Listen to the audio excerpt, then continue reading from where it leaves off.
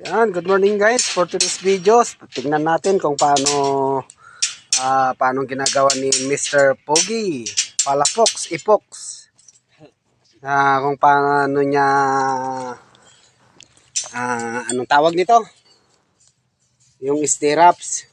Kung paano niya binakalan yung column, isang poste na isang pundasyon. Ayan. Ang galing talaga ni Pare Ipox. Ayan, ang gayahin nyo guys. Oh. Nakakailan po kayo ng ganyan maghapon, sir? Tatlo lang, boss.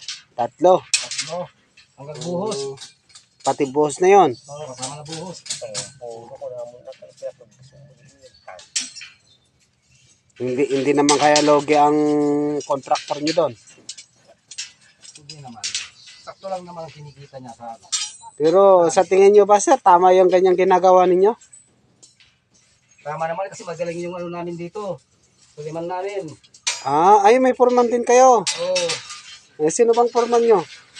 Si Felipe Mabalot. Shout out kay Mr. Felipe Mabalot, foreman daw nila Sumbak ko dito. namin Suliman.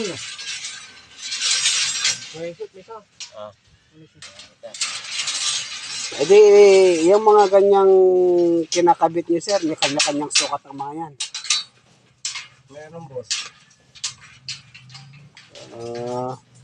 So anong sukat niyang yung kagaya niyan, yung malaki, yung kwan na yan, yung square na yan na nilalagay ninyo, bukod pa dun sa triangle dun sa gitna.